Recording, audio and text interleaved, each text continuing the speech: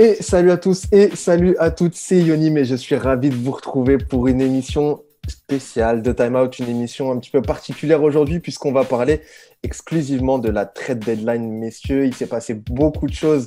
On a une jolie trade deadline hier soir. C'était dans la nuit de jeudi, ça s'est terminé à 20h hier soir. Beaucoup de choses qui se sont passées. Les franchises ont pas mal bougé. On va analyser tout ça avec mes deux chers chroniqueurs du jour. Les spécialistes un petit peu, Théo et Guillaume. Guillaume, je sais que c'est un petit kiff à chaque fois la trade deadline. Comment ça va toi déjà, Guillaume? Ah bah ça va super, j'espère que tout le monde va bien. Moi la trade deadline c'est un moment incroyable dans l'année, c'est le trade machine activé pendant une semaine avant, c'est trop bien. On t'a demandé, enfin, je t'avais demandé en plus, du coup, on sait que tu aimes bien les stats, etc. Je t'avais demandé ce que tu préférais entre les stats avancées, etc. et la trade deadline au final. T'as une petite préférence ou pas encore? Ah moi c'est les trades, ce que je préfère c'est les trades. Quand utiliser le trade machine, chercher à équilibrer les finances et tout, c'est incroyable. Et s'il y a un GM qui nous écoute, n'hésitez pas à recruter Guillaume. Le mec est chaud. Et puis, avec nous aussi, il était dans le live de Sacramento Kings France aussi hier. Mon cher Théo Akar. Théo, comment tu vas? Bah écoute, ça va et je rejoins Guillaume, je pense que la trade deadline est, moi je pense le meilleur moment, en tout cas le moment que je préfère de la saison NBA. C'est juste incroyable de voir tous les GM passer leur soirée au téléphone et puis quand on se rend compte, par exemple, quand on regarde un peu les émissions, notamment d'ESPN et qu'on voit le Woj qui est sur le plateau mais qui passe quand même sa journée au téléphone, c'est juste incroyable, on sent que ça bouge partout en NBA, que tout le monde cherche à s'améliorer, donc moi je trouve ça incroyable comme moment. Et tu l'as dit, enfin presque tout le monde a bougé. On a plus de 22 ou 23 équipes qui ont bougé là sur cette trade deadline. Vous allez voir, on va toutes les faire. Alors, bien évidemment, il y a des franchises sur lesquelles on va passer plus rapidement que d'autres, mais vous inquiétez pas, on va analyser tous les mouvements. J'ai fait un beau tableau récapitulatif. Et si vous êtes sur YouTube, vous allez pouvoir analyser avec nous tout ça, tous les mouvements et surtout toutes les chartes de toutes les franchises NBA. Je vous rappelle quand même que vous pouvez nous retrouver sur les réseaux sociaux, bien évidemment, sur Twitter, sur Facebook et sur Instagram. Ça a pas mal bougé aussi d'ailleurs sur les réseaux, justement. Et puis, si vous nous écoutez en podcast sur toutes les plateformes de stream, n'hésitez pas à aller faire un petit tour sur YouTube avec pas mal de visuels. Je suis en train de travailler sur toutes les deep charts, justement, pour pouvoir vous montrer un petit peu comment les effectifs ont bougé. Messieurs, ne perdons pas plus de temps. Beaucoup de choses à dire, encore une fois, ce soir. On est parti pour le temps mort le plus long de l'NBA. C'est parti pour 1 heure de time-out spécial trade deadline. Come on, what? Who has the best handles in the league? Dumb question. Et messieurs, je vous l'ai dit, on va commencer avec, on va remonter la NBA, on va faire dans l'ordre alphabétique. Au moins, comme ça, quand vous nous écouterez, vous savez à peu près où on en sera. On va commencer forcément avec la première franchise dans l'ordre alphabétique. On va commencer avec les Hawks d'Atlanta. Je vous fais les petits moves, on en parle juste après. Atlanta, ça a un petit peu bougé, un petit peu beaucoup, puisqu'ils ont envoyé aux Clippers Rajon Rondo et en échange, ils ont reçu Lou Williams de second tour de draft et du cash. Pourquoi pas, c'est important. La vraie info, c'est quand même le départ de Rajon Rondo, cette arrivée de Lou Williams. Guillaume, est-ce que Rondo est arrivé cet été? Enfin, si on peut appeler ça un été, il est arrivé très récemment, il n'est pas resté très longtemps. Est-ce que c'était logique qu'il parte? Est-ce qu'on est sur un échec un petit peu de Rajon Rondo du côté des Hawks? Bah, disons qu'il est arrivé pour faire une pige d'un an avec la possibilité d'être une valeur marchande à la trade deadline si les Hawks ne marchaient pas bien, avec la possibilité de cet échange vu que le contrat n'est pas très élevé. Les Hawks, ils ont réussi à l'échanger avec grâce à sa bonne valeur marchande contre deux second tours de draft, c'est toujours ça de prix, et surtout contre Lou Williams, qui n'est pas un joueur qui est nécessairement plus mauvais ou en tout cas moins intéressant que Rajon Rondo. C'est pas le même profil certes, et c'est peut-être plus intéressant d'avoir un Rondo à la main derrière Trae Young pour faire jouer Trae Young loin du ballon plutôt que Lou Williams. Mais Lou Williams reste un profil d'un joueur qui est capable d'être bon dans la gestion, d'apporter du scoring. Et pour moi, c'est un bon move pour les deux équipes. On n'a pas parlé des Clippers, mais pour moi, c'est un bon move pour les deux équipes. Et c'est un trade qui est très intelligent des deux côtés, personnellement, je trouve. Pour toi, Théo, pareil, je pense que tu es sur un point positif quand même sur cette arrivée de Louis là, chez lui, au final, à Atlanta. Est-ce que c'est une bonne chose et est-ce que tu y crois, toi, à ce projet, Lou Williams? Qu'est-ce qu'il va apporter un petit peu pour cette équipe d'Atlanta qui vise toujours les playoffs, au final, à l'Est? Ouais, comme l'a dit Guillaume, je pense que c'est un trade gagnant-gagnant et Louis va apporter clairement du scoring sur le banc d'Atlanta. On voit qu'avec les blessures, des fois, ils ont du mal à trouver vraiment ces options autres que Trae Young et John Collins. Donc forcément, ça va pas faire de mal de voir Lou Williams prendre feu en sortie de banc. Et ouais, non, c'est un trade gagnant-gagnant. Et pour le coup, les deux équipes ont eu raison pour moi, en tout cas, de faire ce trade. Atlanta qui est sixième de la conférence Est pour l'instant au moment où on enregistre l'émission. Je vous affiche quand même la deep chart, messieurs, avec Trae Young à la main, toujours en titulaire avec Cam Reddish, DeAndre Hunter, John Collins et Clint Capella. Et c'est sur le banc que ça bouge un petit peu avec cette arrivée de Lou Williams qui va... voilà, on sait que c'est un très bon sixième homme. Il a montré à de multiples reprises du côté des Clippers. Ça peut faire du bien à cette seconde unité du côté des Hawks. Voilà, c'est un des gros mouvements. Est-ce que vous avez quelque chose à ajouter peut-être pour cette franchise d'Atlanta avant de passer à l'autre gros morceau de cette trade deadline ou pas? Bah, clairement, je pense que Rajon Rondo, ça n'a jamais pris à Atlanta. Ils espéraient en faire un peu un mentor pour Trae Young, un joueur vétéran, backup. Ça n'a jamais vraiment marché. Donc, je pense qu'Atlanta s'est dit, quitte à ce que ça ne marche pas, autant prendre un joueur qui peut prendre feu sur certains matchs et qui s'acclimate plus facilement à n'importe quel système. Ouais, puis en plus, c'est ça, il a cette capacité à être performant, on va dire, un petit peu, un petit peu partout. Lou Williams, ça peut être une bonne chose pour cette équipe qui, comme je l'ai dit, vise toujours les playoffs avec son bilan de 22 victoires, 22 défaites, sixième à l'Est.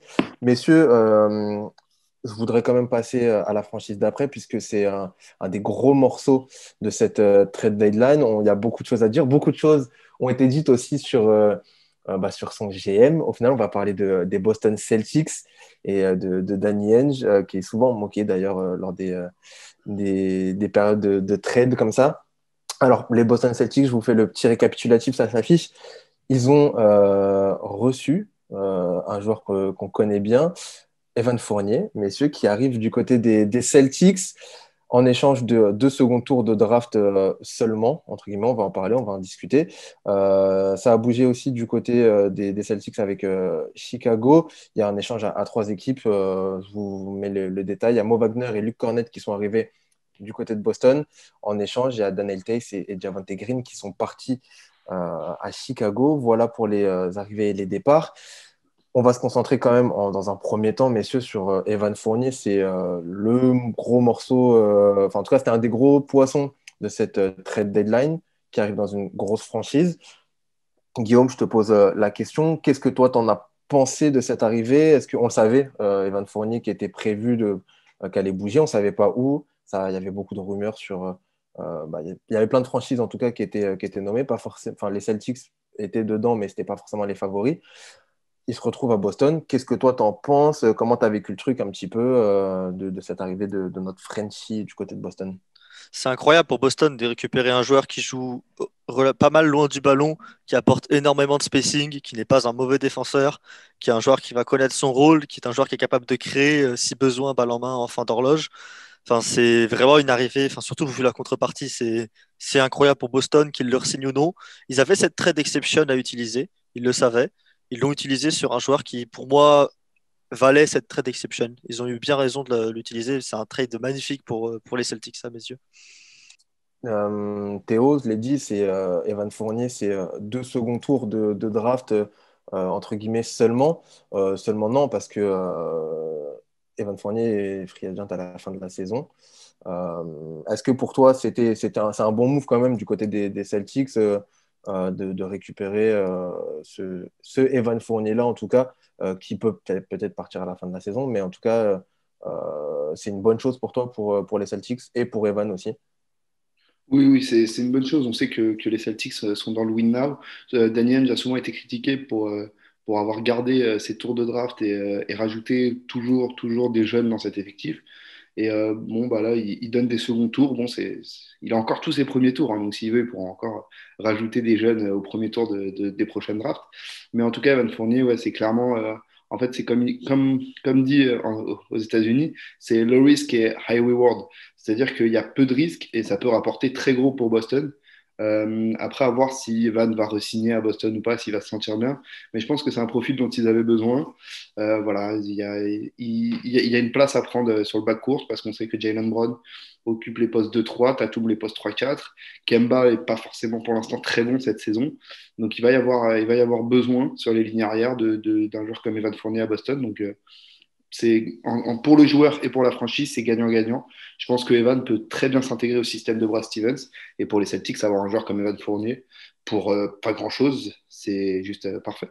Tu l'as dit, je vous affiche là la deep chart aussi. Tu l'as dit, Kemba Walker à la main avec Marcus Smart en arrière, Jalen Brown, Jason Tatum et Robert Williams qui complètent cet effectif pour l'instant. Evan Fournier qui arriverait logiquement en tant que second arrière. Est-ce que, Guillaume, toi, tu penses à un retournement de situation? Est-ce que tu le vois pouvoir s'intégrer en tant que titulaire à un moment donné? Comment ça va se passer pour cette intégration pour Evan dans cette équipe des Celtics? Moi, je le vois bien être titulaire et retour de Smart en sixième homme, avec comme 5 Walker, Fournier, Tatum, Brown, enfin Brown, Tatum, et un pivot, Robert Williams, j'espère, un jour. Ouais, je suis assez d'accord avec cette vision de la part de Guillaume parce que surtout, il faut savoir que là, avec cette trade deadline, ils ont aussi perdu Jeff Teague. Donc, il n'y a plus de backup clair à Kemba. Et du coup, je pense que Marcus Smart sera aussi utilisé comme poste 1 par séquence. Et du coup, ça permettrait à Evan d'être titulaire sur le poste 2 parce qu'on sait que du coup, maintenant, ils auront besoin de Marcus Smart à la main. Et c'est vrai que ça va être intéressant de voir comment Evan Fournier va s'habituer. En tout cas, on ne sait pas, tu l'as dit Théo, on ne sait pas s'il va rester la saison prochaine. Ça va être un gros pari, enfin un gros pari. Ça va être cette fin de saison aussi qui va décider en fonction des résultats sportifs de Boston qui ne sont pas incroyables cette saison, loin s'en faut. Messieurs, peut-être un mot aussi sur cette franchise de Boston. Ils ont perdu Dan Eltis, Tace, ça dépend d'où vous venez du côté de la France, comment vous le prononcez. Mais en tout cas, ils ont surtout perdu un pivot pour en récupérer la personne de Mo Wagner. Mais on sait que Tristan Thompson avait du mal et que le projet Tristan Thompson a un peu échoué du côté des Celtics. Est-ce que c'est un peu décevant comment vous voyez cette trade deadline? Il n'y a pas de gros pivots qui sont arrivés. Est-ce que c'est décevant pour les Celtics ou pas? Guillaume, t'en penses quoi? Moi, je comprends pas ce trade. Tice, c'est quand même pas un shooter horrible, même si Stretch manque Wagner. Sur ce point-là, d'accord, pourquoi pas mettre Wagner pour pouvoir ouvrir vraiment complètement la raquette à Tatum, qui on sait a du mal parfois à pénétrer, finir au cercle, avoir des lancers. Mais je comprends pas ce trade parce que défensivement, Wagner, il est nul par rapport à Tice. Théo, pardon. Ouais, moi non plus, je comprends pas ce trade parce qu'on a vu que l'un des gros problèmes aussi à Boston, c'est qu'il se faisait très, très régulièrement enfoncer à l'intérieur. Et on a vu que, enfin, par exemple, Joel Embiid prend souvent du plaisir à affronter la raquette de Boston parce qu'il y a personne qui est vraiment capable de défendre dans cette raquette. Et Tice, même si c'est un défenseur honnête, est loin d'être un défenseur élite. Là, ils perdent Tice pour récupérer un joueur qui ne défend absolument pas. C'est que je suis d'accord avec Guillaume, Mo Wagner, défensivement, il est nul. Alors oui, offensivement, il peut apporter sa capacité à stretch, etc. Mais défensivement, il est nul. Au rebond, il va se faire manger. Il n'est pas capable de tenir qui que ce soit au poste. Enfin, ça va être très compliqué. Il est à peine capable de contrer malgré sa taille. Non, ça va être très compliqué. Moi, je ne comprends pas du tout ce move de la part de Boston. Globalement, si je devais vous poser la question avant de passer aux franchises suivantes, Boston sort renforcé ou amoindri? Est-ce que ça n'a pas bougé? Est-ce qu'on est toujours sur les mêmes standards du côté des Celtics, Guillaume?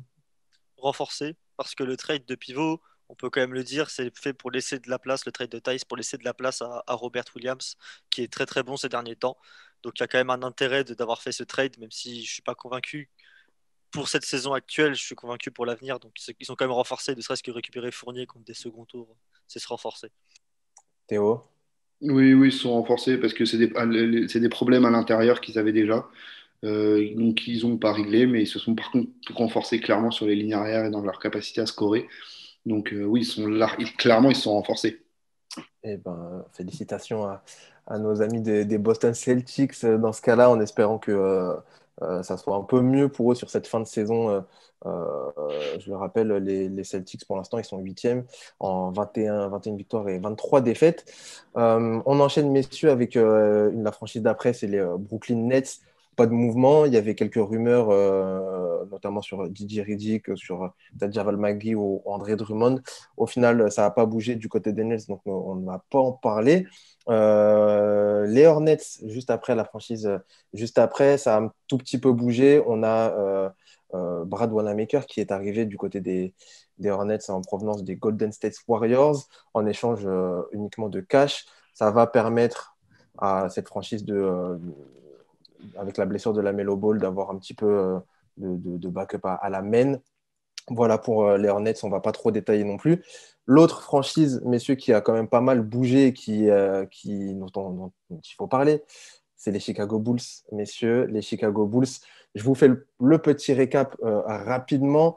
Nous avons Nikola Vucevic et Al-Farouq Aminu qui sont arrivés du côté des Bulls en échange de Wendell Carter Jr., d'Otto Porter Jr., aussi que des juniors, et de 2 premiers tours de draft. Voilà. Nous avons également, dans un échange à 3 avec les Wizards, Troy Brown Jr. qui est arrivé. Et on l'a dit, Daniel Theis et Javonte Green qui sont arrivés du côté des Chicago Bulls. En échange, nous avons Daniel Gafford et Chandler Hutchinson qui sont partis, ainsi que Luke Cornett. Voilà pour les mouvements du côté des Bulls. Le gros dossier, en l'occurrence, c'est Vucevic, messieurs. Nikola Vucevic qui arrivait du côté des Bulls. On a beaucoup parlé, en tout cas, j'ai beaucoup vu dans les médias, sur les réseaux sociaux, cette nouvelle paire qui allait être associée avec Zach LaVine, pardon. Est-ce que ça vous semble bien? Est-ce que c'est arrivé pour vous du côté des Bulls de Nikola Vucevic? On le sait qui est parti du Magic, on en parlera plus tard dans l'émission. Est-ce que c'est une bonne chose? J'ai envie de dire que oui, mais j'ai envie d'avoir votre avis quand même, Théo. Cette arrivée de Vucevic, notamment du côté des Bulls, on parlera des autres aussi, mais bonne chose. Oui, oui, clairement. Moi, je pense que la trade deadline de Chicago est très, très, très réussite.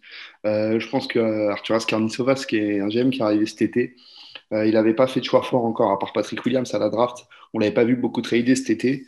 Il n'avait pas encore beaucoup changé l'effectif, beaucoup chamboulé l'effectif. Là, c'est chose faite. Il l'a fait en bien. Il a récupéré que des profils dont Chicago avait besoin, tout en allégeant un peu la masse salariale. Donc, franchement, ça a été très, très bien. Alors, je pense que certains fans de Chicago vont regretter le départ de Wendell Carter Jr., qui pouvait être intéressant. Maintenant, c'est clairement une upgrade avec Nikola Vucevic. Il récupère un All-Star. Enfin, voilà, c'est le plus gros joueur qui a été tradé hier, hein, et on va pas se mentir, c'est le seul All-Star qui a été tradé hier de toute façon. C'est un très très bon joueur. Il va énormément apporter à cette équipe qui avait besoin d'une autre solution au scoring que Zach LaVine. Et là, pour le coup, avec Nikola Vucevic, on a un joueur qui peut mettre 25 mois chaque match. Donc, c'est forcément une bonne chose pour Orlando. Et qui a encore Pour Chicago. qui a encore des mois enfin des 2 ans de contrat pour Nikola Vucevic. Guillaume, ton avis sur cette arrivée de Vucevic du côté des Bulls, All-Star qui arrive pour faire la paire avec Zach LaVine en théorie. Comment tu vois le truc, toi? Bah, c'est un joueur qui est sur un contrat dégressif, qui est dans la meilleure saison de sa carrière. Ils visent enfin les playoffs, les Bulls. Ils ont compris que cette saison, il y avait la place. Zach LaVine est vraiment très fort. Mark Allen, ça va peut-être lui faire du bien aussi d'être avec un autre pivot, d'avoir un peu un changement dans la raquette, sentir sa place menacée aussi d'ailleurs, vu l'arrivée de Tice aussi aux Bulls. Perso, enfin, je trouve ça super. Le message envoyé à LaVine est très bon. Le message envoyé aux fans des Bulls aussi est très bon. Ça veut dire qu'ils veulent gagner maintenant. Ils ont fait des moves pour gagner maintenant. Le choix de prendre Tice aussi en backup va dans ce sens-là, tout comme Aminou. Et j'espère que ça va, pour eux, que ça va marcher. Et j'y crois. Je pense qu'il y a un fit qui est assez obvious entre Lavine et Vucevic. Parce que Lavine n'est pas nécessairement un joueur qui tient le ballon tant que ça. Il le tenait sans doute trop ces dernières saisons. Vucevic, c'est un pivot qui, lui, aime bien tenir le ballon en poste haut de temps en temps. Et c'est une fixation que Wendell Carter Jr. n'a porté absolument pas. Et Vucevic peut la porter. Ça peut permettre à Lavine de bouger un peu plus, de Mark Cannon aussi de bouger un peu plus. Parce que lui, il revenait assez souvent poste haut, alors que ça pas, on dirait pas que c'est son jeu. Et du coup, je suis vraiment content que Vucevic arrive parce qu'il va apporter des choses en plus. Et défensivement, même s'il est moins bon, en tout cas avec moins de verticalité que Wendell Carter Jr., ça reste un joueur qui est quand même dans la moyenne, voire au-dessus de la moyenne légèrement en NBA en défense, Vucevic au poste de pivot. Même si dans l'espace, c'est parfois compliqué. Et en manière générale, c'est quand même pas trop mal. Et il y a Tice derrière au cas où, si besoin, qui est quand même un défenseur assez rugueux. Je vous affiche la deep chart aussi avec Thomas Satoransky, pardon, qui est à la main du côté des Bulls, ou avec Kobe White aussi, ça bouge pas mal. Zach LaVine, Denzel Valentine sur les postes d'arrière, Patrick Williams, Garrett Temple et Troy Brown Jr., du coup, qui vient d'arriver aussi. Lauri Markkanen, Tadeusz Young et Al-Farouq Aminu qui arrivent en provenance du Magic aussi. Et puis le pivot, enfin les pivots qui sont arrivés en les personnes de Nikola Vucevic et Daniel Tice. Voilà pour les Bulls. Enfin, en tout cas, cette deep chart. Juste un mot sur Troy Brown Jr. Personnellement, j'adore. Ce que j'ai pu voir à Washington, j'ai beaucoup aimé. Il a des limites, surtout en termes de jump shot, mais je crois en ce joueur défensivement et à la création. Il tient bien le ballon, il fait peu d'erreurs, il perd peu de ballons, et j'y crois. Et j'aime bien l'idée de l'avoir récupéré contre pas grand-chose finalement dans le trade. Et C'est ce que, c'est la question que là où je j'allais suis vous. d'accord avec toi, Guillaume, c'est qu'en plus, je trouve que Troy Brown Jr. est un joueur dont les qualités ont rarement été mises en avant à Washington, qu'il était très mal utilisé par Scott Brooks. Scott Brooks. Voilà, quand on a un mauvais coach, ça se ressent sur des joueurs aussi, sur des jeunes joueurs. Et je pense que Troy Brown Jr., ça ne peut lui faire que du bien de changer un peu de Scott Brooks, de passer à Billy Donovan, d'avoir un autre système de jeu et de pouvoir s'intégrer au mieux dans cette équipe. Et c'est ce que j'allais vous demander. En plus, enfin, vous dire surtout, c'est que on récupère un Troy Brown Jr. qui est intéressant. On perd Daniel Gafford et Chandler Hutchinson. Il y a pire quand même comme contrepartie. C'est des joueurs qui n'arrivaient pas à s'intégrer spécialement, qui étaient plus trop dans les projets. Les Bulls ont fait de très bonnes affaires, en tout cas sur cette trade deadline. En fait, tous les joueurs qui sont partis ont été remplacés au même poste par un joueur plus fort. Et c'est là où au final ça a été très bon, c'est que Wendell Carter typiquement a été remplacé par Vucevic, Gafford a été remplacé par Tice, Hutchinson a été remplacé par Troy Brown Jr. Et c'est là où ils ont été très bons.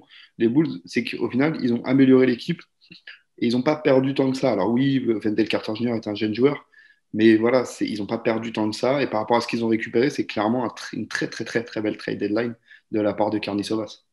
Attention au pic de draft 2023 quand même. Quand Vucevic aura 34 ans, attention, Lavine sera free agent d'ici là, donc attention à ce pic quand même. Et tu fais bien de le mentionner, ça sera à surveiller aussi du côté des Bulls, qui, on peut le dire, enfin, ce sont les grands gagnants en tout cas, qui ont fait la plus belle trade deadline cette saison pour les Bulls. On va enchaîner, messieurs, avec la franchise suivante, si vous le voulez bien, les Cavaliers Cleveland. On a reçu de Denver, Isaiah Hartenstein, ainsi que deux futurs Protect Round second pick. Voilà, on a des second tours de draft qui sont protégés du côté des Cavs. En échange, on a envoyé un joueur qui était pas si mauvais que ça depuis le début de saison, Javal McGee, qui tourne à Denver. Qu'est-ce que vous en pensez? Est-ce que il était pas forcément. Enfin, on sait que ça allait bouger un petit peu du côté des Cavs et ça devrait encore plus bouger, on en parlera juste après. Mais Javal McGee qui s'en va, Théo, qu'est-ce qu'on en pense? Le projet des Cavs est clair au poste de pivot. On est parti sur du full Jarrett Allen et full développement de Jarrett Allen. Au final, limite, le plus gros mouvement des Cavs hier, pour moi, c'est le buyout d'André Drummond. Finalement, voilà, après, oui, ils ont reçu Isaiah Hartenstein qui sera là pour jouer 10 minutes parce que Jarrett Allen ne va pas jouer 48 minutes par match. Mais voilà, sinon, c'est full développement de Jarrett Allen et on voit que pour l'instant, ça marche bien en plus avec Garland et Sexton. Donc, pour moi, les Cavs ont eu raison. Ils ont récupéré de second tour protégé. On ne connaît pas exactement la protection, mais quoi qu'il arrive, on sait que ça ne donnera pas grand-chose. C'était juste voilà, un joueur vétéran qui n'est pas très utilisé, autant qu'il aille chez un contender. Nous, on laisse la place en fait à notre jeune joueur à ce poste-là. Guillaume, Javal McGee qui s'en va et surtout, Théo l'a dit, on va couper André Drummond. C'était dans les plans. L'idée, c'était quand même de l'échanger contre 3 cacahuètes quelque part, si c'était possible. Au final, personne n'a pris ce risque-là et du coup, André Drummond va se faire cut. Possiblement pour aller rejoindre les Lakers. En tout cas, c'est les plus grosses rumeurs qui traînent. On en parlera après, t'inquiète. Mais qu'est-ce qu'on en pense de ces mouvements-là? C'est quoi le projet un petit peu du côté des Cavs? Est-ce qu'on est, ouais, comme l'a dit Théo, sur de la jeunesse et du full développement avec cette nouvelle génération et ciao les vieux comme on a pu le voir? Qu'est-ce que tu en penses? Oh, bah, le projet il est simple, hein, comme l'a dit Théo, c'est faire la place à Jarrett Allen. C'est un trade qui est intéressant puisqu'il récupère quand même deux second tours, même s'il y en a un qui est protégé top 46. Donc bon, à partir de la 46e place, il n'y a plus grand monde. Mais il récupère quand même deux second tours et puis bah, contre un joueur qu'ils ont récupéré dans un trade du fin fond entre des petits joueurs l'été dernier. Donc bah, c'est toujours ça de récupérer. C'est comme d'hab, c'est donner du temps de jeu à un vétéran pour pouvoir le trade à la deadline contre des second tours ou voir un premier en fonction du niveau et du contrat. C'est ce qu'il fallait. Et très beau retour de Je veux à Denver, en espérant qu'il soit un peu plus intelligent qu'à son premier passage là-bas. Ouais. Bon. Il a Ok. mûri. Je vous mets la deep chart là, du côté des Cavs avec Darius Garland pardon, à la main avec Colin Sexton aussi sur cette ligne arrière. C'est Jossman en backup aussi. Isaac Okoro, jeune très prometteur du côté des Cavs. Larry Nance Jr., Kevin Love qui est toujours là, Dane Wade. Et puis à l'intérieur, Jarrett Allen, on a dit qu'ils l'ont récupéré de Brooklyn. Je verse ma petite larme. Isaiah Hartenstein aussi. Messieurs, on va passer à la franchise juste après. Les Nuggets, on va en parler juste après. Mais avant ça, entre les deux, il y a une franchise qui a bougé aussi. On va aller du côté ouest des États-Unis. On va aller du côté des Dallas Mavericks. Je vous mets le petit récapitulatif. Les Mavericks ont bougé. Ils ont reçu deux joueurs, pardon, des New Orleans Pelicans, en la personne de DJ Redick et de Nico Melli. En échange, on a James Johnson, Wes Iwundu et un second tour de draft qui sont partis du côté des Pels. La grosse news, c'est quand même l'arrivée. On sait que Redick était prévu pour plusieurs franchises, dont les Nets qui avaient réfléchi à le recruter. On a DJ Redick qui arrive du côté des Mavericks. C'est une bonne chose pour vous ou pas? On sait que c'est un joueur, c'est une gâchette, un profil très...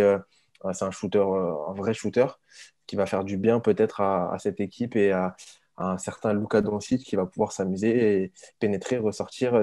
Théo, qu'est-ce que tu penses de cette arrivée, enfin de ces arrivées, parce qu'il y a Nico Melli aussi qui est là, mais bonne chose pour Dallas. Oui, oui, bonne chose pour Dallas. De toute façon, on sait très bien que là, Dallas, si on entoure Luka de shooter, on sait que ça va forcément le rendre meilleur, qu'il va avoir des possibilités de kick-out, qu'il va pouvoir pénétrer tranquillement, qu'il va avoir de la place dans la raquette, qu'il va pouvoir faire ses ISO, etc. C'est des joueurs qui n'ont pas besoin de la balle, c'est des joueurs qui sanctionnent à 3 points. C'est exactement ce dont tu as besoin Dallas. C'est là où je les trouve malins, c'est qu'en faisant ce trade où ils perdent pas grand-chose finalement, parce que James Johnson et Wes Iwundu n'étaient même pas vraiment en place dans la rotation de Dallas, au moins, ils sont sûrs de récupérer JJ Redick parce qu'on sait que si il partait par la deadline, il se faisait buy-out. Et s'il se faisait buy-out, il n'aurait sûrement pas signé à Dallas, mais il serait plus parti du côté de Brooklyn. Donc voilà, c'est une très très bonne chose de la part de Dallas qu'on réussit à récupérer un joueur qui leur était pas forcément destiné et qui leur fera du bien. Et puis bon, bah, c'est une bonne chose pour JJ Redick qui l'année dernière a connu pour la première fois de sa carrière une saison sans playoff. Donc, en espérant que tout se passe bien pour lui, il devrait retrouver les playoffs cette année. Guillaume, tu penses quoi de cette arrivée, de ce profil de joueur du côté des Mavs? Qu'est-ce que t'en as pensé, toi, de DJ Redick? Bon, Nico Melli, on va en parler un peu, mais surtout de Redick, qui arrive à Dallas. On n'a jamais assez de shooters dans un roster NBA. L'objectif de Dallas, il est facile à voir, c'est avoir uniquement des joueurs capables de shooter à 3 points dans l'équipe, quasiment, pouvoir aligner des 5 avec 5 shooters. C'est comme ça qu'ils ont été la meilleure attaque de l'histoire en termes d'offensive rating l'an dernier. Et c'est comme ça qu'ils comptent faire un push pour s'assurer une bonne place en playoff. Redick, c'est le remplacement de Seth Curry qui est parti l'été dernier, plus ou moins, en attaque en tout cas. Là, c'est le retour de Seth Curry quasiment en attaque. Défensivement, c'est compliqué, Redick, on le sait.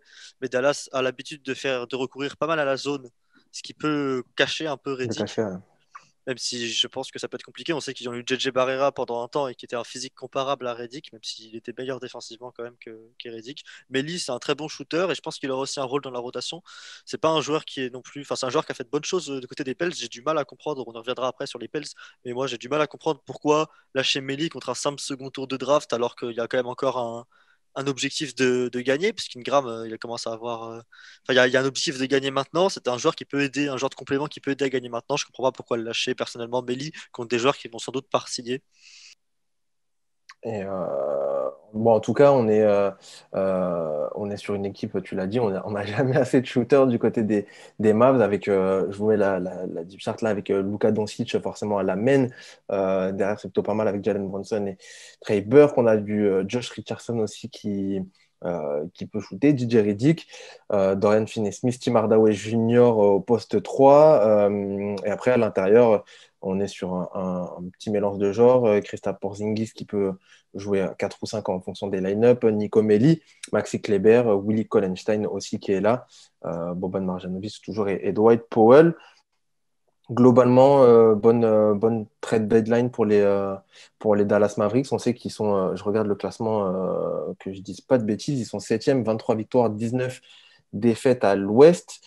Ils ont connu un début de saison un petit peu compliqué quand même, en deçà en tout cas des espérances de ce qu'on attendait en tout cas sur ce début de saison, mais ils sont toujours dans la course pour les playoffs. Là, l'objectif, Théo, c'est vraiment run pour remonter, pour choper déjà être tranquille en termes de place qualificative pour les playoffs et puis aller chercher cette 3, 4, 5e place pour les Mavs. Ouais, clairement, l'objectif, je pense que l'objectif des Mavs est assumé, ça va être d'éviter le play-in et en fonction de ce qui se passe chez les concurrents, peut-être essayer d'aller chercher l'avantage du terrain en playoff. Moi, j'y crois pas beaucoup, hein. Je pense qu'ils vont rester dans ce range-là, autour de la 5, 6, 7e place. Après, voilà, est-ce que c'est une bonne trade deadline? C'est une petite trade deadline. Après, ils ont fait un ajout qui leur fera forcément pas de mal. Ils n'ont pas chamboulé l'effectif. Ils ont fait le petit ajout peut-être dont ils avaient besoin maintenant. Ça en fait pas des contenders. Mais je pense que c'est un ajout qui leur fera forcément du bien. Guillaume, un dernier mot à ajouter avant de passer à la franchise suivante sur ces Mavericks. Bah, on les a vus qu'ils étaient accrocheurs en playoff l'an dernier et avec encore plus de shooters, ils peuvent l'être encore plus. On sait que c'est leur attaque, leur force. Ils ont renforcé leur attaque, donc à voir. En tout cas, bonne pioche avec ces arrivées pour les Mavericks. En tout cas, sur le papier, on va passer, messieurs, à la franchise suivante dans l'ordre alphabétique. Toujours, vous le savez, on va parler des Denver Nuggets. On en a parlé un petit peu avec l'arrivée de Javal McGee. Javal McGee n'arrive pas tout seul. Il arrive aussi avec un autre gros poisson de cette trade deadline, pardon, Aaron Gordon, qui arrive du côté des Nuggets en provenance d'Orlando en compagnie de Gary Clark aussi, voilà, dans ses valises. En échange, nous avons, je me mets dessus, euh, Gary Harris, R.J. Hampton et un premier tour de draft. exactement, je ne l'avais pas Ok. noté, tu vois, dans mon petit tableau pour les Nuggets. C'est en tout cas un des autres gros mouvements. Orlando, on en parlera, mais c'est eux qui ont pas mal fait. Ils ont viré 3 joueurs de leur équipe, 3 gros poissons qu'ils ont disséminés un petit peu partout dans la NBA. Là, on en a un autre gros. Est-ce que c'est déjà un gros jeu? Je sais pas. Aaron Gordon, je ne sais pas ce que vous en pensez, vous, messieurs. C'est un joueur qui. Ouais, je vous vois souffler. Je sais pas. C'est pourtant un beau nom, en tout cas, en théorie. Il peut faire des stats aussi. L'ailier fort de l'ancien ailier fort du Magic. Qu'est-ce qu'on en pense d'Aaron Gordon et de son arrivée du côté des Nuggets? Théo, je te vois souffler sur Aaron Ah Gordon. ouais, moi, je suis pas du tout fan du joueur. Pas Euh, grand monde, hein. C'est marrant, ça. Pas grand Ouais, monde qui est bah, fan je de ce gars-là. considère que oui, c'est un très bon athlète, hein, il n'y a pas de souci. Du coup, ce qui en fait un défenseur que je trouve assez honnête, même si je pense qu'il pourrait faire encore mieux avec ses qualités athlétiques, même si c'est un bon défenseur déjà. Je pense qu'il pourrait être élite si vraiment il se concentrait de ce côté-là du terrain. Après, j'ai hâte de voir ce que ça va donner à Denver, parce que peut-être qu'à Denver, avec des attentes offensives beaucoup moins élevées sur lui, où on va vraiment lui demander surtout de défendre, ça peut mieux marcher, l'avantage d'Aaron Gordon. Il lui reste qu'un an de contrat après cette saison-là. Lui aussi, c'est du dégressif, il ne touchera pas énormément d'argent. Denver fait un essai d'un an et demi. Si ça ne marche pas, bah, ça part. Si ça marche, tant mieux pour eux, ce sera forcément un gain. Maintenant, ils ont lâché quand même pas mal de choses. À voir. Moi, je suis vraiment pas convaincu par Aaron Gordon. Maintenant, il a que 25 ans. Donc, il peut encore prouver que c'est un joueur très solide en NBA, hein, donc à lui de me prouver le contraire, mais moi je suis vraiment pas fan de ce mouvement-là et je suis pas fan du joueur du tout. C'est vrai qu'il est jeune encore, enfin jeune, relativement jeune, mais il est tellement chaque année dans les rumeurs de trade, de mouvements, on en parle tellement, et puis avec cette affaire de concours de dunk, etc., j'ai l'impression qu'il est là depuis longtemps, alors qu'au final, c'est vrai qu'il a que 25 ans. Guillaume, même question qu'à Théo, Aaron Gordon, qu'est-ce que tu en penses et qu'est-ce que tu penses de cette arrivée du côté des Nuggets? Bah, j'en pense pas grand-chose. Vraiment, ce joueur, justement, me laisse assez indifférent. Je reconnais son profil défensif, son potentiel défensif. Il pourrait être quasiment un Draymond Green plus athlétique, tellement il est capable de bouger partout en défense. Il est capable de défendre les 5 postes à mes yeux. Il est capable physiquement de le faire. Il l'a fait par séquence et j'espère qu'il va être dans le bon moule à Denver pour pouvoir le faire. Parce que pour le coup, s'il le fait, c'est un vrai ajout, ne serait-ce que défensivement. Offensivement, j'ai un problème, c'est que cette saison, il est à 37,5% à 3 points. C'est la première fois de sa carrière qu'il est au-dessus des 35%.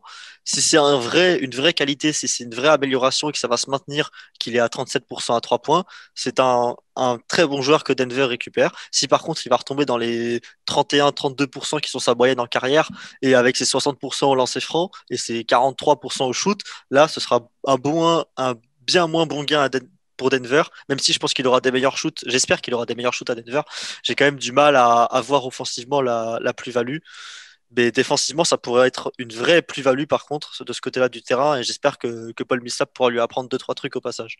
Et, Ouais, je pense que le projet de Denver, c'est d'essayer de l'utiliser un peu comme ils ont utilisé Jeremy Grant, notamment dans la bulle l'année dernière, c'est-à-dire lui donner les grosses missions défensives. On avait vu Jeremy Grant qui a eu dû défendre sur Kawhi lorsque Denver a éliminé les Clippers en demi de conf. Je pense que le projet de Denver, ça va être d'intégrer Aaron Gordon de la même manière, de le faire défendre sur les gros postes 3-4 adverses.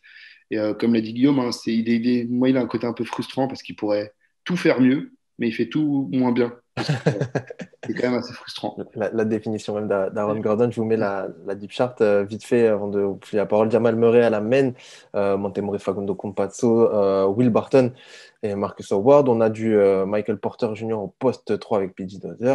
Au poste 4, Aaron Gordon, Paul Millsap, Ken Clark, Jermichael Green, Zek Nagy, pardon. Et puis, on l'a dit, Nikola Vucevic, qui sera secondé par Javal McGee et Bol Bol aussi. Jokic, s'il te plaît. Jokic, pas Jokic, t'as dit Vucevic. Pardon, Jokic. En même temps, les Nicolas, D'ailleurs, pardon, mes excuses. D'ailleurs, au passage, Javal McGee, très bonne arrivée. C'est le retour de, comme j'ai dit, le retour de Seth Curry avec JJ Redick à Dallas. C'est le retour de Mason Plumlee à Denver avec Javal.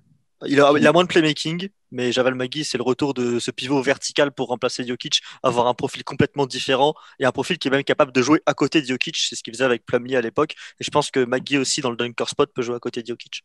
Puisque ce qu'il fait depuis quelques saisons du côté des Warriors, là récemment avec les Cavs aussi, c'est assez intéressant. Il a mûri, en tout cas je l'espère pour lui, il est moins dans ce côté foufou qu'il avait peut-être à l'époque et cette expérience va faire du bien.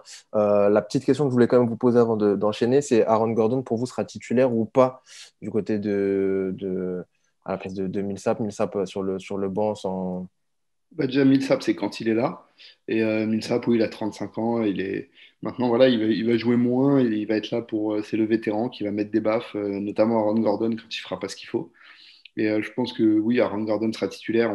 Je pense vraiment pas que Denver a donné autant pour en faire un joueur de banc qui joue 25 minutes par match. Il va être titulaire. Et je pense que ça peut fitter avec Jokic. Donc maintenant, à lui de nous prouver qu'il est capable d'être un bon joueur NBA. Ça va être deux beaux bébés dans la raquette avec Gordon et Jokic. Messieurs, on va enchaîner avec la franchise suivante. Rapidement, on va parler des trois Pistons. Enfin, je vous fais les mouvements quand même. On a Corey Joseph et deux second tours de draft qui sont arrivés du côté des Pistons. Delon Wright qui est parti à Sacramento.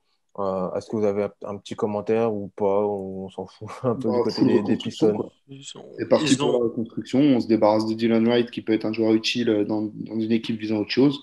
Nous, on a besoin d'un vétéran qui va à peine jouer, mais qui va être là pour prodiguer les conseils. C'est ce qu'ils ont fait, hein. On récupère Corey Joseph, et puis voilà. c'est la même dynamique, c'est signer un joueur l'été qui aura un petit peu de valeur et qui aura plus d'opportunités qu'il n'a jamais eu dans sa carrière pour ensuite le faire partir contre des assets. Là, c'est deux seconds tours de draft. Et c'est comme ça, c'est la même logique. Et c'est une logique qui peut fonctionner. On est une grosse. Effectivement, on est sur un marché où ça prend sa relance. avec des joueurs, des assets, etc. Voilà pour les Pistons. Les Warriors, juste après, messieurs,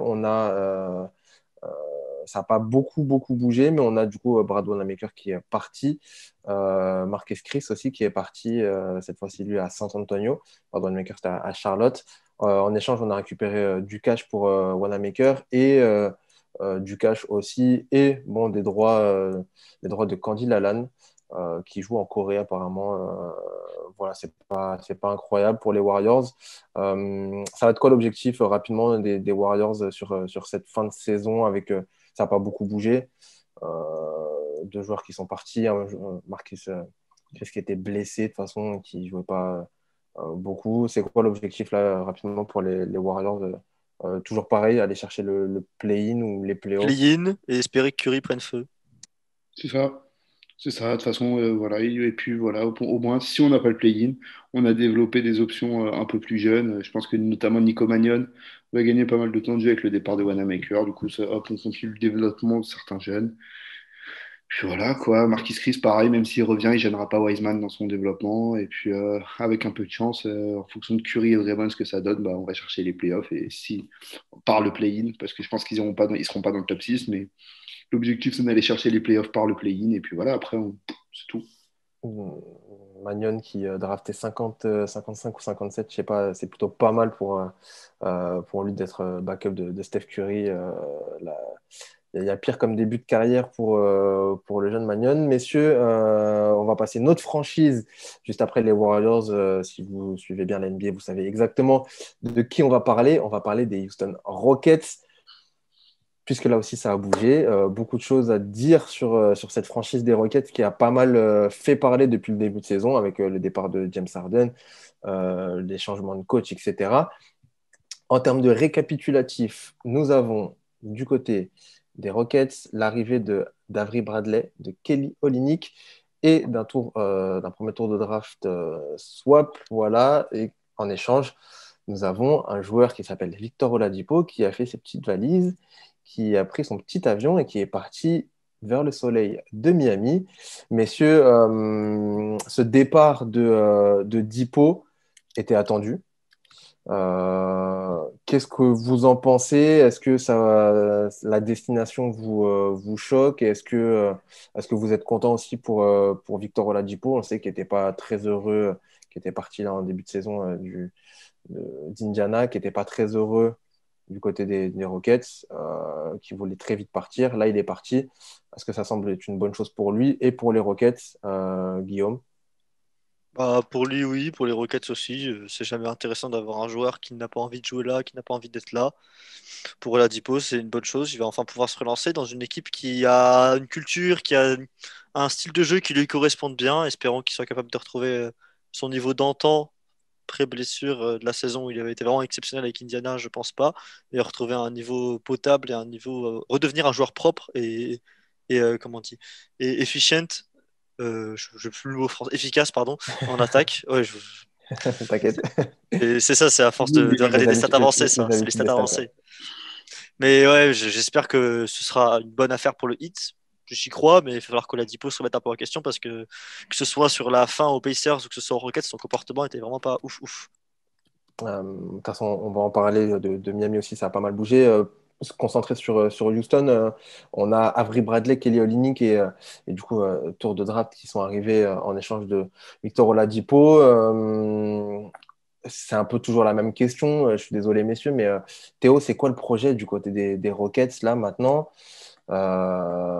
qui sont d'une nullité affligeante? Je suis désolé pour les fans des Rockets, mais c'est vraiment pas ouf depuis le début de saison et c'est normal vu tout le contexte aussi.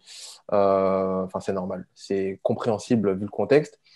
Là, maintenant, ça y est, on s'est débarrassé de Dipo, on a récupéré Kelly Olynyk, Avery Bradley, on repart sur une reconstruction, on a réussi à récupérer aussi un tour de draft.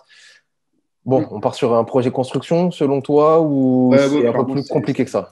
Non, c'est un rebuild à Houston. L'objectif, je pense, c'est Kate Cunningham. Enfin, c'est des gros choix de draft très élevés. Et voilà, surtout que.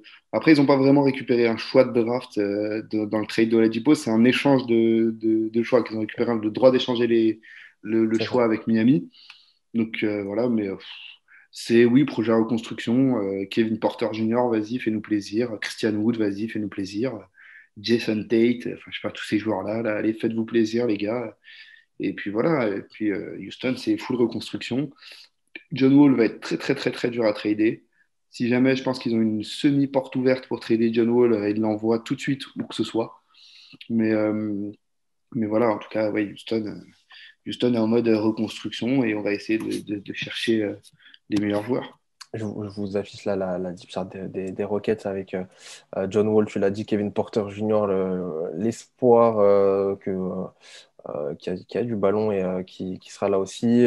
DJ Augustin Octexum, Chris Clemons qui est blessé. On a Aaron Gordon, Avery Bradley maintenant aussi. Tu l'as dit, Jason Tate, David Nwaba, Ben McLemore, Anthony Lamb. À l'intérieur, on voit l'arrivée du coup de Kelly Olynyk, Daniel House et TJ Wilson. Et puis la belle surprise surprise ou pas d'ailleurs, mais de cette première moitié de saison avec les Rockets, Christian Wood à l'intérieur. Guillaume, ce projet des Rockets, est-ce que tu y crois? Est-ce que ça va comment tu le vois, toi, de ton œil extérieur, un petit peu ce projet-là de reconstruction pour les Rockets? Comment ça va le faire? Ils ont essayé de faire illusion en début de saison. Ils ont gagné des matchs avec Wood avant sa blessure. Et depuis la blessure de Wood, on a vu ce qui s'est passé. Et là, ils ont compris qu'il fallait appuyer sur le bouton rouge. La blessure de Wood est en fait une bénédiction cachée, puisque ça a permis de vraiment lancer la franchise dans la reconstruction, ce qui est une bonne chose pour moi. Wood est une bonne pièce pour reconstruire. Wall est là tant qu'il sera là, et c'est pas si grave qu'il soit là en soi. Sauf s'ils ont vraiment prévu de drafter un meneur star, où là, ça prendrait du temps de jeu et des ballons, mais sinon, c'est pas grave. Et reconstruire autour de Wood des pièces qu'ils ont déjà, et puis des pics de draft qu'ils auront à l'avenir. Enfin, les quelques pics de draft qui leur restent à l'avenir d'ailleurs, parce qu'il n'y en a pas tant que ça. Et sinon, ils vont devoir se reconstruire un peu à la Brooklyn en essayant de récolter de l'argent et des assets, comme Brooklyn avait pu faire avec D'Angelo par exemple, et ainsi de suite. Et si, ils ont tous les choix de draft de Brooklyn jusqu'à l'Antéchrist. Oui, 2000, enfin, ouais, bon, après, ça va pas être. En, en théorie, vu comment ça marche, et j'espère que. Calme-toi, calme-toi, Lily. Te porte pas l'œil. Te porte pas l'œil. T'as senti le Ouais, positivisme dans ma voix? exact. Non, mais c'est vrai. Ouais. En tout cas, les Rockets qui repartent sur une reconstruction, un nouveau projet après le départ de James Harden, c'était plus ou moins prévisible avec du coup ce départ de Victor Oladipo et ses arrivées d'Avery Bradley, Kelly Olynyk. Voilà, messieurs. La franchise suivante, c'est les Pacers. Ça n'a pas bougé. On a seulement eu le départ qui devrait être prononcé prochainement de Jalen Lake, qui devrait être cut pour les Pacers. À part ça, l'effectif ne bouge pas. On va parler d'une franchise d'un gros marché. On va parler d'une franchise où le soleil brille, en tout cas dans la ville. On va parler des Los Angeles Clippers, messieurs. Ensuite, après les Pacers. Ça a bougé aussi, on l'a dit en début d'émission, avec l'arrivée de Rajon Rondo. On va parler de Rondo, mais je voudrais surtout parler avec vous du départ de Lou Williams. De Lou Williams et de 2 seconds tours de draft et du cash, comme je l'ai dit. Mais c'est surtout Lou Williams qui était un des visages de la franchise. Euh, j'ai vu les réactions un petit peu des fans des Clippers qui étaient très déçus,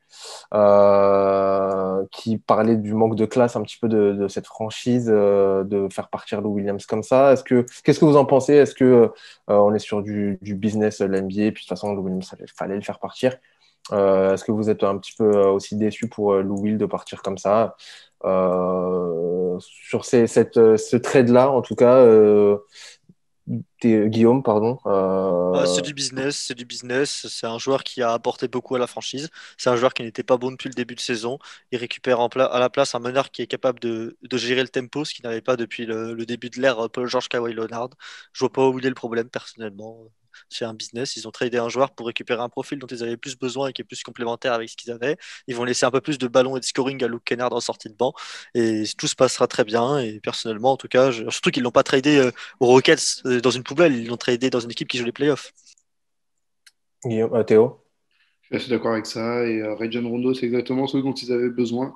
Avant la trade deadline, on entendait que les Clippers étaient à peu près sur n'importe quel meneur qui était sur le marché.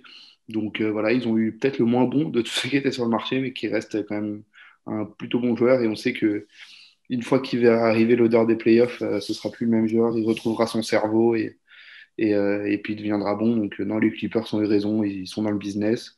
Lou Williams, Luke Kennard, même combat. Donc, on vire le vieux, on garde le jeune et puis on récupère le profil qui nous manque à la place. Allez, je vous affiche la deep chart vite fait avec Patrick Beverley, Reggie Jackson, Rajon Rondo, Paul George, Luke Kennard, Kawhi Leonard aussi, Marcus Morris, Nicolas Batum, qui est là le français, Sergi Ibaka et Ivica Zubac, les Los Angeles Lakers, pardon. On va pas trop en parler. On sait qu'ils essayent de récupérer Drummond pour l'instant. On va voir dans les prochains jours. Mais sinon, ça n'a pas trop bougé du côté des Lakers. Mais si on va parler de la franchise, juste après, il y a les Memphis Grizzlies. Pareil, ça n'a pas bougé. Parlons un petit peu du Heat quand même, qui ont récupéré Bjelica des Kings, qui ont récupéré, on l'a dit, Victor Oladipo.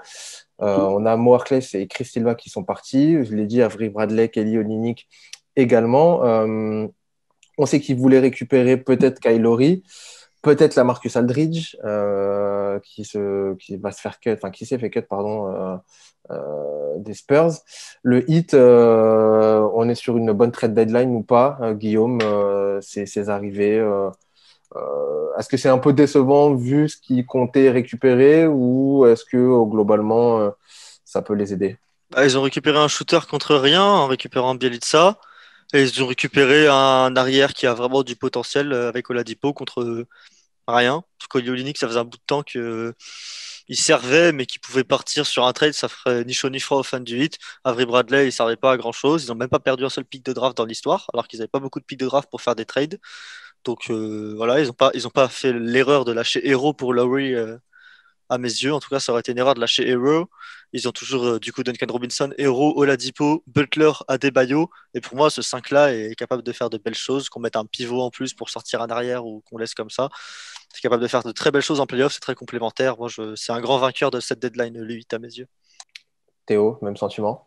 Ouais, je suis assez d'accord. De tous les joueurs qui sont partis, il n'y en a qu'un qui était vraiment dans la rotation, c'était Kelly Olynyk et c'était pas le joueur le plus important de la rotation.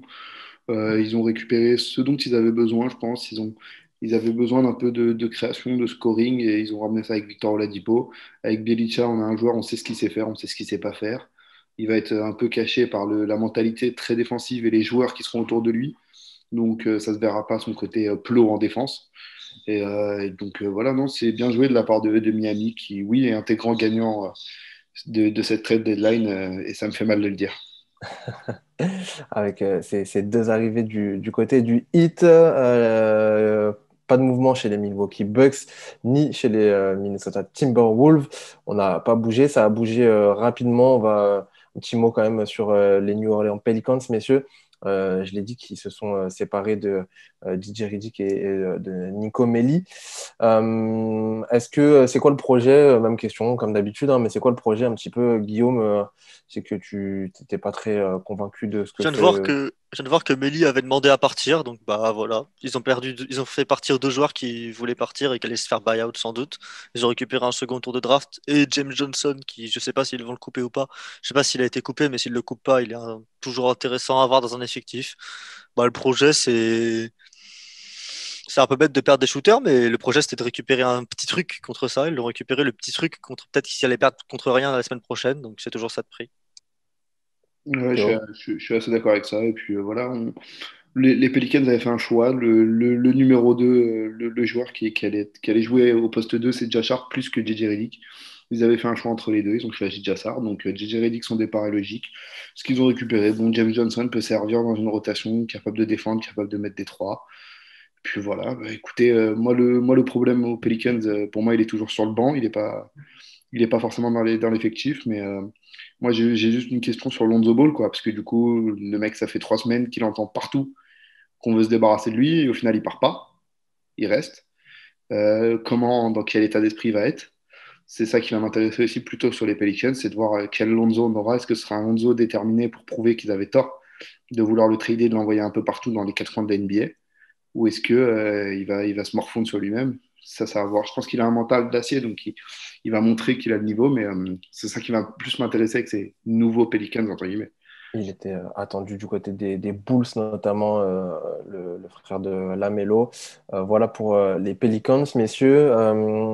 Il nous reste quelques franchises encore à voir et à discuter. Rapidement, les New York Knicks, ça a un petit peu bougé. On a Terence Ferguson et Vincent Poirier qui sont arrivés, même si Poirier devrait se faire cut très prochainement, si ce n'est pas déjà fait. Oui, il a déjà été fait. Vincent Poirier qui a déjà été cut, du coup, qui ne jouera pas de manière officielle du côté des Knicks. On a Iki j'ai du mal à le dire, mais un joueur qui ne sert à rien, qui s'en va du côté de Philadelphie. Et Je suis qui ne désolé, servira à rien. je suis Spoiler. désolé, je suis désolé pour lui, mais disons les choses. Voilà pour les New York Knicks. Du côté d'Oklahoma City, on a Tony Bradley, Austin Rivers, ainsi que deux second tours de draft qui arrivent.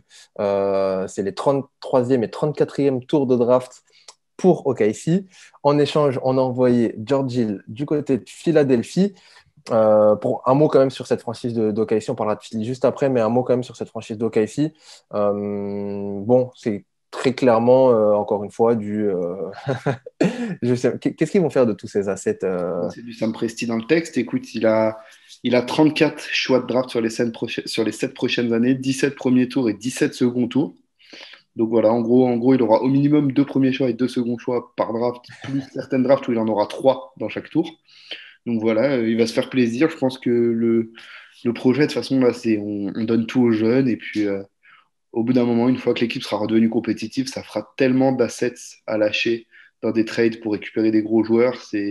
Sam Presti a parfaitement construit sa reconstruction pour qu'elle soit la mieux possible. Et si on est nul, bon, au moins on a des hauts choix de draft. Et si on est bon, on a des assets à envoyer pour récupérer d'autres joueurs encore bons, encore meilleurs et améliorer l'équipe. Donc pour l'instant, Sam Presti fait une reconstruction parfaite. C'est une bonne idée, cette manière de procéder pour toi, Guillaume, d'accumuler comme ça ces tours de draft. Notre apprenti GM, toi, si avoir autant de Ah, tours de draft, c'est une bonne chose quand même ou ça peut être plus chiant qu'autre chose? s'il est prêt à en lâcher 7 pour récupérer Bradley Beal dans 2 ans, oui, c'est une bonne chose.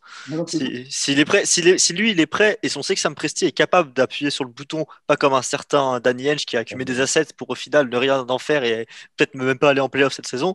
C'est un petit pic envoyé aux fans des Celtics, surtout à Seb d'ailleurs, dédicace.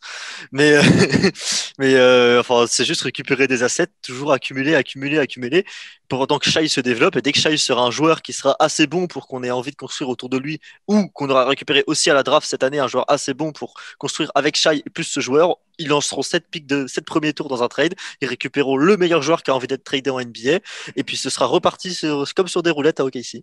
C'est ça. On sait que ça, en fait, c'est la technique que Danny Ainge, on croyait qu'il allait mettre en place pour finalement ne jamais utiliser ses assets. Moi, je pense que Sam Presti, contrairement à Danny Ainge, comme l'a dit Guillaume, va le faire. Sam Presti, c'est pas un mec qui a peur, il est attaché, il a compris que la NBA c'était un business, il n'a pas d'attachement à ses joueurs, on a vu, il n'a pas hésité à trader Paul George et Russell Westbrook le même été pour accumuler les tours de draft, et il sera capable de le faire. Donc là, on va améliorer tous les jeunes qui sont là. Est-ce que Shai Gilgeous c'est une star ou une superstar? Est-ce que Théo Malédon peut être un bon role player en NBA, etc. Alexei Pokusevski et tous ces jeunes-là, on les développe, on utilise nos assets soit à la draft, soit dans des trades en fonction du niveau de l'équipe, et puis voilà. Bon, bonne chose en tout cas pour OKC qui a aussi également coupé Meyers Leonard pardon, suite à ses déboires qu'il Bon avait vent à lui. Hein. récupérés, Ouais. qui va avoir du mal à Je compte sur rebondir Call qui va avoir du mal à rebondir, je pense, en NBA. Il nous reste quelques franchises encore à voir, donc deux grosses sur lesquelles on va parler. Celle d'après, après le Oklahoma, vous le savez, c'est le Magic. Orlando, messieurs, je l'ai dit, on a reçu Wendell Carter Jr., Otto Porter Jr., des tours de draft. On a reçu également du Gary Harris, R.J. Hampton. On a surtout le départ de Nikola Vucevic, d'Al-Farouq Aminu, pardon, d'Evan Fournier, d'Aaron Gordon et de Gary Clark. Bref, des gros morceaux en la personne de Vucevic, Fournier et Gordon. L'idée, c'est quoi du côté du Magic reconstruction totale, enfin, ça Ah oui, semble évident, mais est-ce que ça vous semblait nécessaire ou pas pour le Magic, Théo? oui, oui, pour moi, ça me semblait nécessaire parce que je pense qu'on avait vu le plafond de cet effectif-là. En fait, il y avait deux possibilités qui s'offraient à John Hammond. soit essayer de trader pour quelque chose de mieux, pour avoir un joueur qui allait améliorer cette équipe tout de suite. Et j'ai l'impression qu'il n'y avait pas forcément ça de disponible sur le marché et qu'ils n'avaient pas forcément les assets à donner pour avoir ce joueur-là. Et on avait vu qu'Evan Fournier était en fin de contrat, que Vucevic, bon, bah voilà, on savait ce qu'il donnait, il avait l'air heureux d'être là, mais bon, c'est pas non plus tout seul, il ne pouvait pas emmener cette équipe en playoff. Et puis voilà, Aaron Gordon, je pense que le projet a jamais vraiment convaincu à Orlando. Donc on redémarre à zéro, on appuie sur le bouton rouge, John Hammond n'a pas hésité.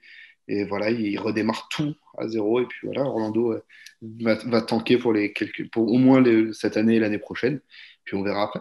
Les contreparties te semblent bonnes. On sait Alors, le fameux bouton rouge. Est-ce que alors ça vous semble bon? Guillaume, je te vois Vucevic, faire un peu la tête. C'est moyen quand tu trades Vucevic, qui est l'un des meilleurs joueurs de ton histoire. Tu récupères Wendell Carter Jr. à un poste où il y a Mo Bamba, alors qu'on sait très bien que si Vucevic partait un jour, ça serait peut-être pour tenter Mo Bamba, même si bon, Mo Bamba, il y a des problèmes maintenant. Wendell Carter Jr., c'est bien, mais c'est pas non plus incroyable. Les tours de draft récupérés, celui de cette année, il va servir logiquement puisqu'il est protégé de top 4. Donc à moins que les Bulls ne font pas les playoffs et ont beaucoup de chance à la loterie, il sera récupéré par le Magic. Celui de 2023 est à mes yeux très intéressant comme tour de draft en fonction de ce que Lavine fait, en fonction de ce que Vucevic fait, en fonction de la mayonnaise, comment elle prend à Chicago, ça peut être un pick qui peut se retrouver avec un pick top 5 en plus en 2023. Et ce pick-là est pour moi très intéressant. La RJ Hampton, c'est bien d'être allé le chercher. Gary Harris, il a besoin d'être relancé. Je ne sais pas si c'est Orlando qui va se relancer. Le premier tour de draft de Denver, tant qu'il y aura Jokic, il vaudra rien dans tous les cas. Et ensuite, malheureusement pour Fournier, je pense qu'ils n'ont pas assez récupéré. Je pense que je suis pas convaincu par ce qu'ils ont récupéré, mais dans tous les cas, appuyer sur un bouton rouge, c'est souvent synonyme de récupérer pas grand-chose et surtout de repartir faire table rase. Et quand on fait table rase, des fois, on récupère pas grand-chose. ouais, après, en fait, j'ai une partie où je me dis, contre Vucevic, j'ai pas l'impression qu'ils ont récupéré le plus que ce qu'ils pouvaient récupérer d'un joueur comme Vucevic. Je pense que quand on trade un All-Star comme ça, on pouvait peut-être aller chercher un peu plus. Maintenant, moi, quand je vois contre quoi Aaron Gordon a été tradé, je me dis, bon, par contre, Aaron Gordon, ils ont fait les choses bien, ils ont récupéré ce qu'il fallait. Parce que l'autre, à part être un athlète, pour l'instant, ça n'a rien prouvé en NBA. Et donc, au moins, ils ont récupéré un jeune à potentiel qui vient d'être drafté à Hampton. Voilà, ils ont récupéré Gary Harris, qui est un joueur qui n'est pas si vieux que ça et qui peut être relancé. Ils ont récupéré un premier tour de draft. Bon, voilà, Moi, de toute façon, c'était inévitable pour le Magic. Ils l'ont fait. Est-ce qu'ils l'ont bien fait? Ça, seul l'avenir nous le dira finalement. Parce que, final, comme l'a dit Guillaume, si le premier tour de 2023 des Bulls se retrouve à être un top 5, on dira, ouais, oui, bah, du coup, ils ont très bien fait de faire ça comme ça il y a 2 ans. Par contre, si ça se retrouve à être, je sais pas moi, un top 22 parce que les Bulls se sont encore améliorés, bon, bah, voilà. bon, c'est le pari pris en tout cas du côté d'Orlando. On l'a dit, projet reconstruction avec le départ de ces joueurs phares, ces joueurs importants pour le Magic. Messieurs, là, il reste encore quelques franchises, dont une que tu connais bien, Théo. On va parler des Philadelphia Sixers. Pardon, je suis en train de trouver ma petite fiche avec George Hill qui est arrivé notamment. On a plusieurs départs. Tony Bradley, on a Terence Ferguson aussi, Austin Rivers. Le gros nom, enfin en tout cas la principale arrivée, c'est celle de celle même, c'est George Hill. À la main, on sait qu'il y avait des rumeurs avec Kyle Lowry, etc. Théo, je te pose la question, qu'est-ce que tu penses de cette arrivée de George Hill? Est-ce que c'est une bonne chose pour toi, pour cette franchise des Sixers qui vise clairement le titre de conférence et même le titre NBA cette saison? Bonne arrivée ou pas? Déçu, pas déçu? En fait, je suis pas forcément déçu de l'arrivée de George Hill, je suis déçu de la non-arrivée de Kyle Lowry, que j'espérais vraiment voir arriver. Maintenant, George Hill, je pense que ça change pas ça change pas l'image que renvoient les Sixers. C'est que ça en fait pas une équipe moins forte, mais je suis pas sûr que ça en fait une équipe plus forte ou plus dangereuse pour les adversaires.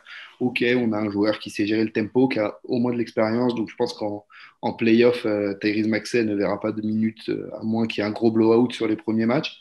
Mais voilà, Tyrese Maxey je pense, ne jouera pas beaucoup pendant les playoffs parce que George Hill est là pour ça. On récupère un joueur qui, tiens, Guillaume qui aime bien les stats, Seth Curry et George Hill étaient l'année dernière les deux meilleurs shooters à 3 points en catch and shoot. Les deux sont maintenant à Philly.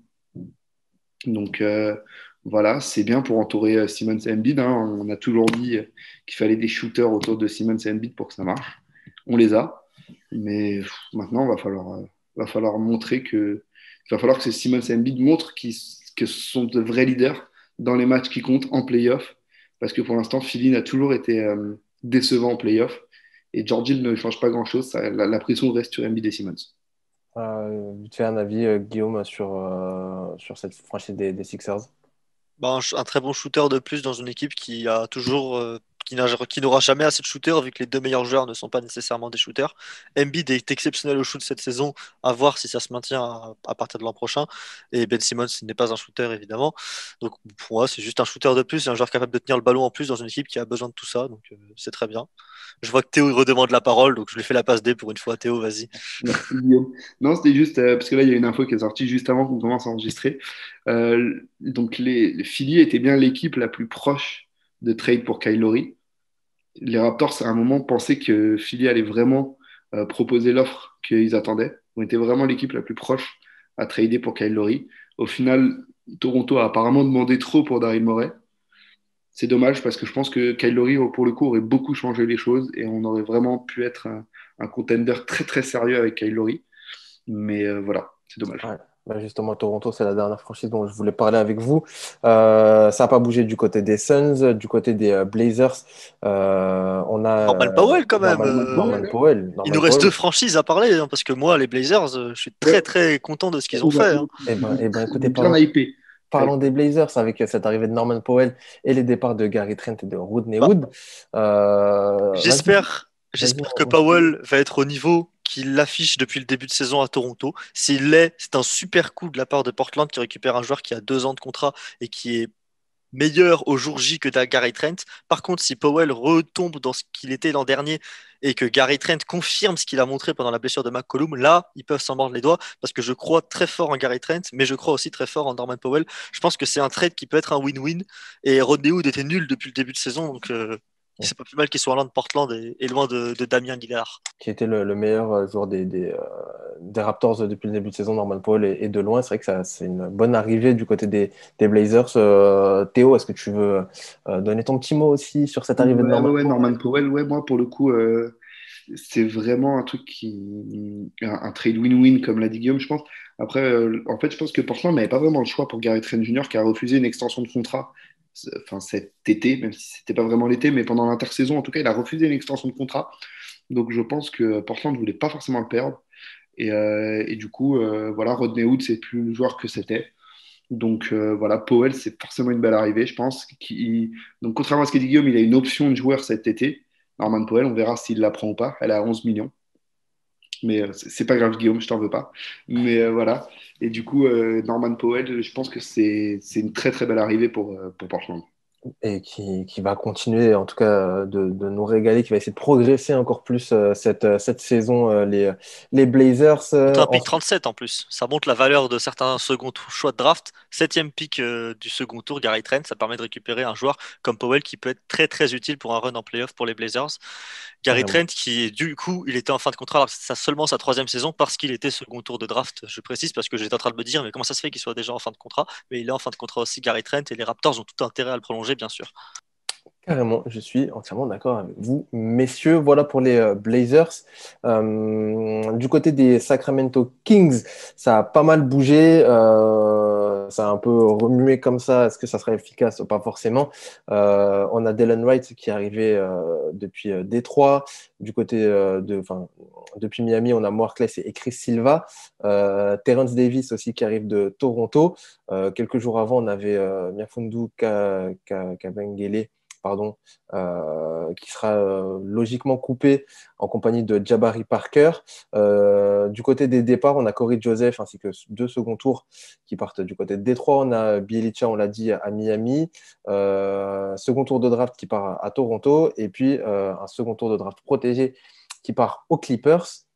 Un petit mot vite fait sur cette franchise des Kings qui sont le cul entre deux chaises. On ne sait pas trop s'ils ont progressé ou pas. Ça n'a pas progressé, mais ça passe sur un projet de reconstruction non plus. Guillaume, les Kings. Je comprends pas pourquoi Barnes n'a pas été tradé alors que sa valeur marchande était au plus haut depuis qu'il est arrivé à Sacramento.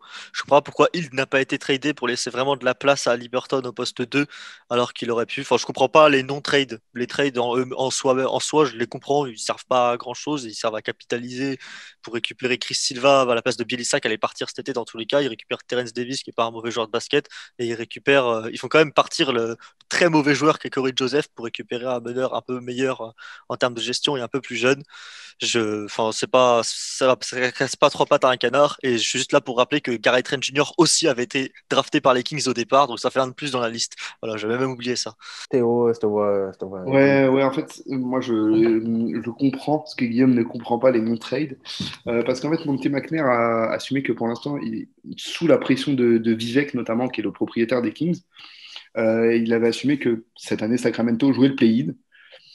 Dans les faits, c'est pas forcément le cas, mais en fait, avec un propriétaire qui vous met la pression comme ça, il n'avait pas le choix que de garder Hill et Barnes et de garder cette équipe un minimum compétitive.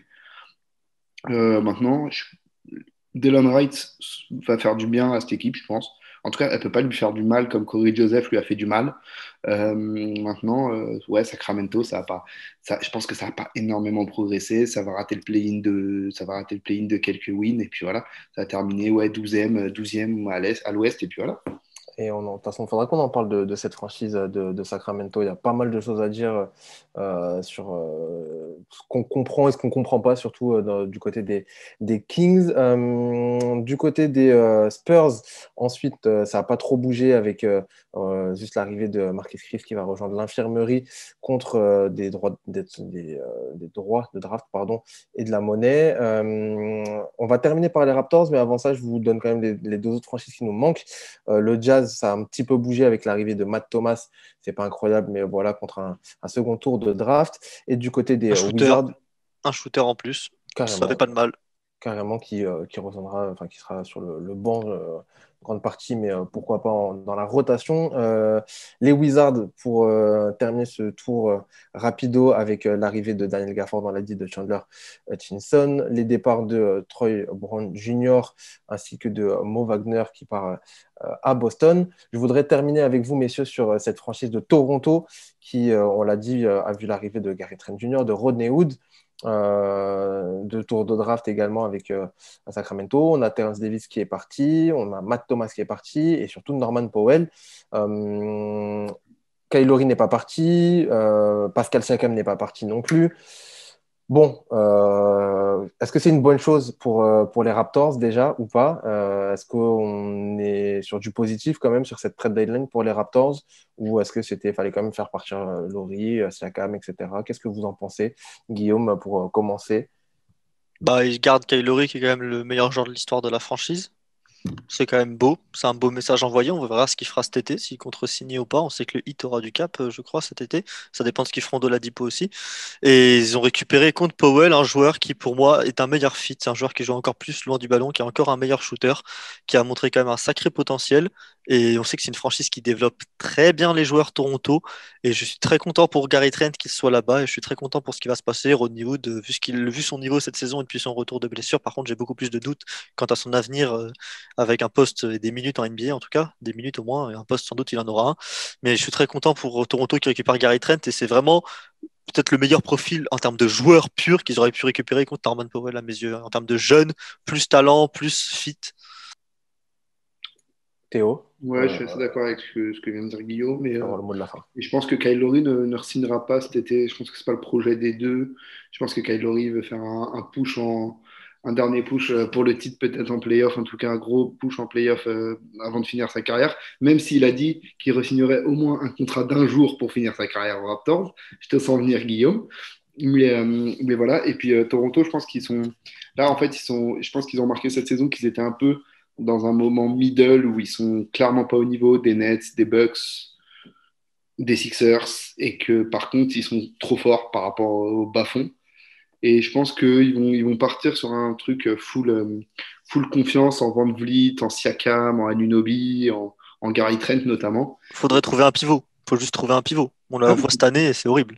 Oui, voilà, c'est ça. Il faut qu'il trouve un pivot pour. Et je pense que au final, Toronto peut faire une reconstruction express. Mais en tout cas, même après le départ du meilleur joueur de la franchise, c'est une équipe qui pourra viser les playoffs.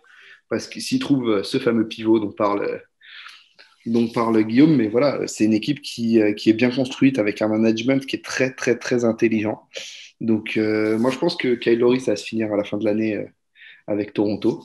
Maintenant, voilà. Et puis, un petit mot sur Gary Trent. Bah, pour moi, je pense que vu ce que fait Toronto des joueurs, Gary Trent, moi, je le vois comme un futur All-Star. Eh ben, c'est ici que vous l'aurez entendu en premier. Je suis d'accord avec lui. Je suis aussi un grand fan de Gary Trent, mais j'osais pas le dire. Mais bon, visiblement, on a le droit. Et Kyle Lowry s'est mid-level aux Sixers cet été. On est d'accord, Théo? Non, malheureusement, je pense que Miami, qui a du cap, proposera plus. Mais après, s'il veut rentrer à la maison, il n'y a pas de souci. Hein. Qu'il vienne à la maison avec plaisir. On lui offrira une petite mid-level. Et puis voilà, on ira chercher le titre NBA face aux Nets en finale de conf. Bon, en tout cas, il y a pas mal de mouvements encore qui sont attendus prochainement. Voilà, messieurs, pour cette émission. Merci beaucoup. Je sais que je vois Guillaume qui s'active. Effectivement, on a débordé un petit peu. Merci beaucoup, Théo, Guillaume, et puis à tous ceux qui nous écoutaient. N'hésitez pas à nous faire vos retours. Voilà, je vais lire tout ça. On va lire tout ça, bien évidemment, sur ou quoi ou comment, sur ce que vous avez aimé, pas aimé de cette trade deadline. On vous donne rendez-vous très prochainement. Merci beaucoup à tous. Passez une bonne fin de soirée. Et puis à bientôt sur Time Out sur les réseaux. Ciao! Ciao!